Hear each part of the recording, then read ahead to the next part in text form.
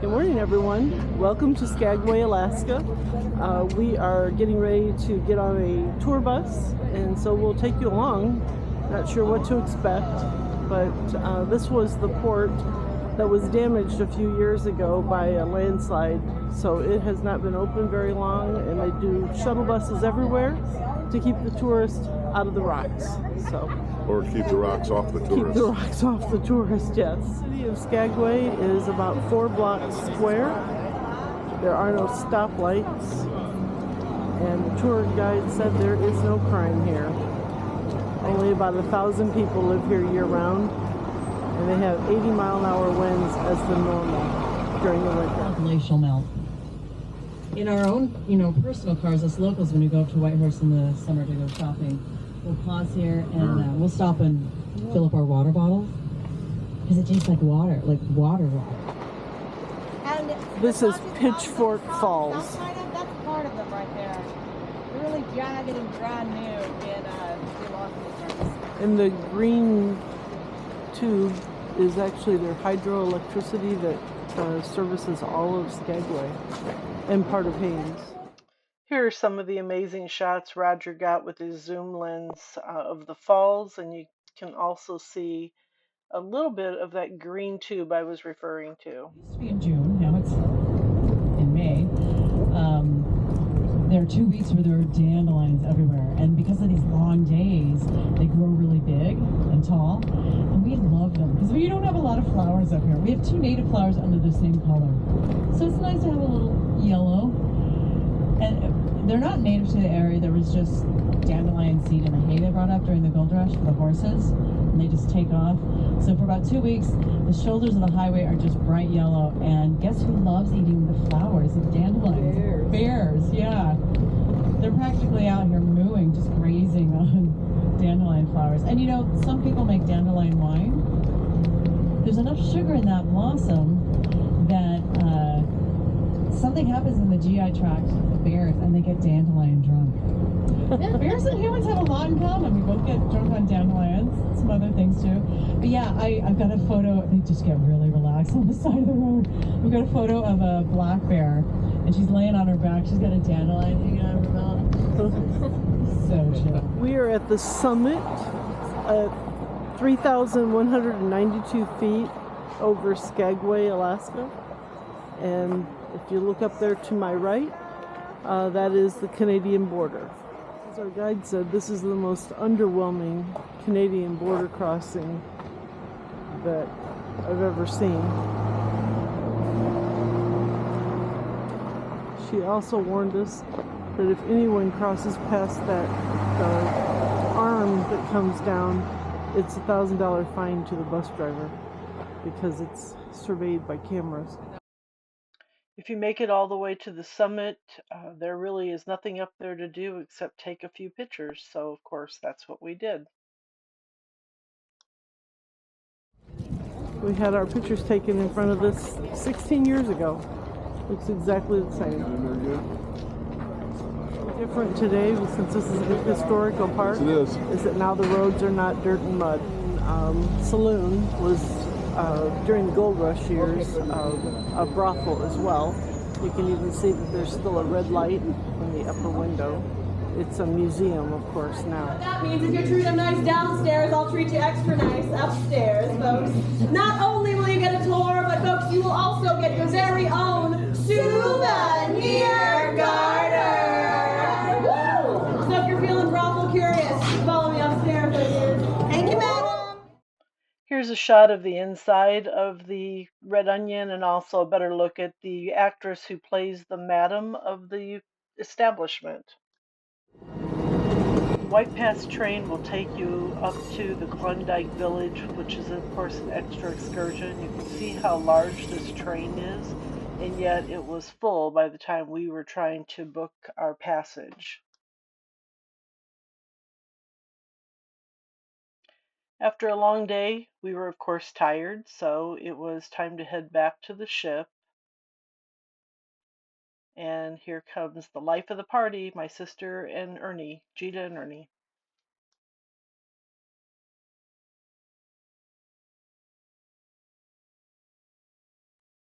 I ended up in Ketchikan on my own because Roger was too sick to leave the room.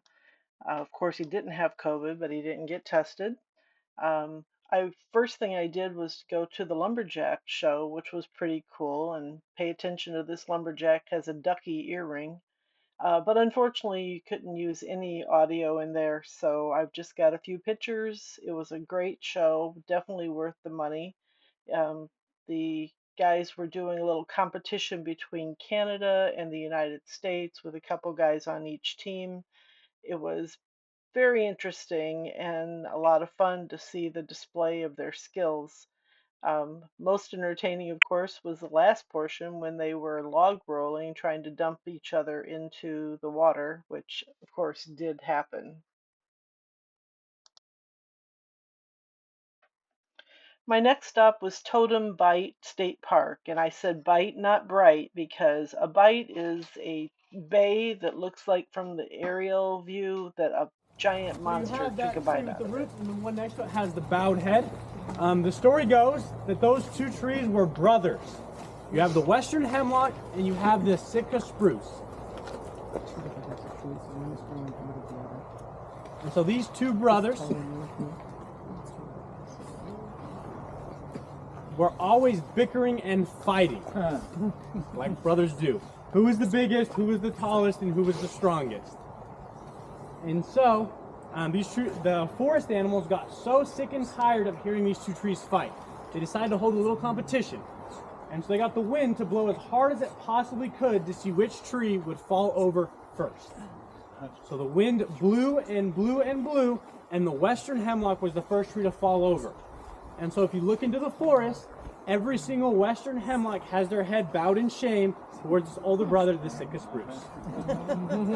And that is how you can tell the difference. The western hemlocks always have that bowed head. And I'll also point that out later into the park. There's some really good examples of fauna and flora here in Ketchikan. You'll notice those red colored berries right there. Those are called salmonberry because they look like salmon eggs.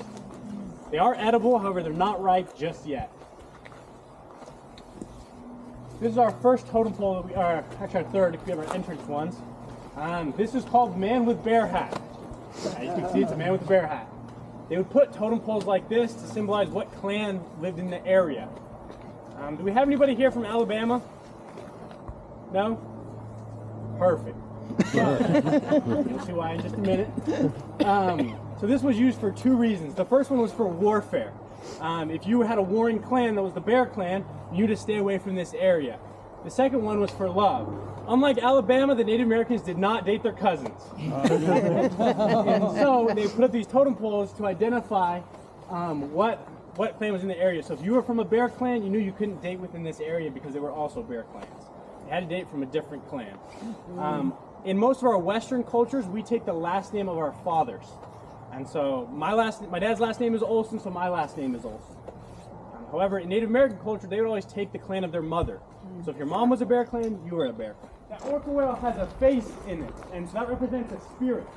You have some animals that are good spirits, and you have some spirits that are bad spirits. Orcas were actually considered good spirits.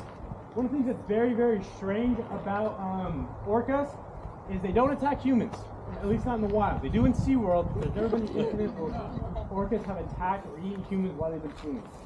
They will attack boats as well. You guys notice their hats right there? Those are called potlatch hats or cedar hats. It was made out of that cedar bark, and so it's waterproof. They can also use them as buckets. They also find it. This was a clan house where everybody in the village would live together. I encourage you guys to look behind the totem poles. You can see the handprints of the artists. Another really cool thing is if you actually feel the walls of the clan house, you can feel the ripples in them. Those they were hand carved. Very strong smell of cedar. Actually loose. Me and you have walk-in closets, but they have walk-on closets. They would leave these loose, and so every family would get a certain amount of space to store their goods. They would actually decide by taking the tallest member of your immediate family, and they would lay you down in a square, and that's how much space you and your family got. And so every other board was notched, so you could lift it up and you could store all of your goods, any cooking utensils, hunting utensils, music, instruments, spare food, all underneath. The clan house on this side can fit anywhere from 60 to 150 people, which seems very, very, like a lot. But the reason for that is because they were a hunter-gatherer society, all the men would always be away hunting and fishing and stuff. They never come to the clan house. And then during the winter time, you wanted, very, very small, so you guys could sleep close together and be very warm. Speaking of warmth, the center would be where the fire would be. I should walk down here. And so they would have one central fire, they would have about 4 smaller cooking fires around the outside. And so the central fire would always be burning. And then nowadays with our fancy stoves, we have that dial that adjusts the temperature. But back then they would take the hot coals and embers in the middle and bring it up. So they would raise the temperature of their cooking fires. If they were about to burn dinner, they could take those embers and coals and stick them back in the middle and lower the temperature of their fire. Normally you would only have 2 entrances into the clan house. You'd have that smoke hole right there, which is now a skylight for safety reasons, and you'd have that entrance right there behind you, that very, very small entrance.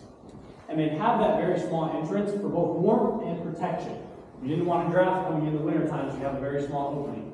In addition, during the summertime, when those men were away out fishing on hunting trips, that would leave the women and children very, very vulnerable to attack. And so when the women and those were inside, if someone was foolish enough to stick their head in and try and attack the clan, they could take something from the fire, or something sharp, or something heavy, and just give them a good old whack the moment they poke their head through. And that's how they would defend their clan house.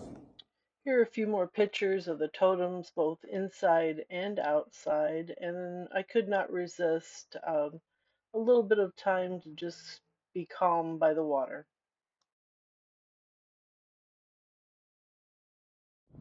Welcome to Juneau, Alaska.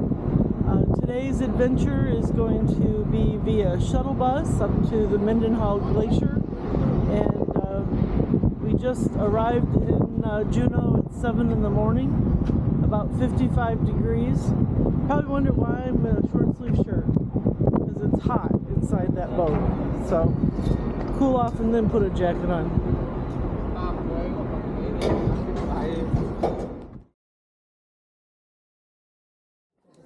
Here we are at the Mendenhall Glacier Visitor Center. You can see the glacier in the background. We're going to actually take a walk out there. So hopefully we'll get some closer pictures. I can feel the air getting colder here. It's really a very beautiful 1-mile trail out and back to the falls. There are signs that say that the bears are frequently on these paths, so although we would like to see a bear, not today hopefully. The bus driver said there's still gold in the hills, it's just that it's deemed unsafe to mine up there anymore.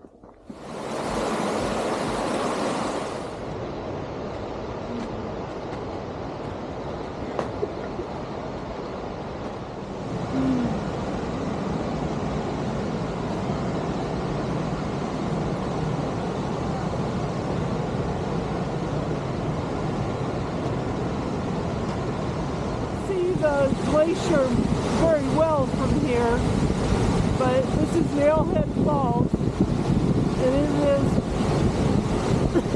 at least 15 degrees colder and windier down here by the falls. Here are some of the beautiful pictures Roger took with his zoom lens of the glacier. Those are called bergy bits out in the water, ice that is calved off of the glacier. And what you can see above the ground is only a third of its size. 2/3 of it is under the water. I said above ground, I meant above the water. Again, here's some of Roger's pictures and displaying the power of his zoom lens.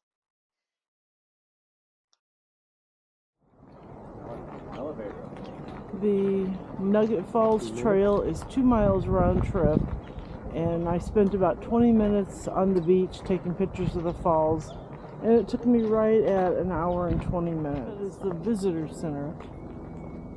The signage in the visitor center says the glacier has retreated 1 mile, but it's taken it 200 years to do so. As always, got to get pictures of the local plants. And look here, daisies. The universal happy flower. The flowers are amazing considering their harsh conditions. The beauty of this place is just undescribable. Can't help but just keep taking pictures of everything. The snow-capped mountains, the flowers, the waterfalls. It was just breathtaking. As are the sunsets there. So saying goodbye from the land of the midnight sun.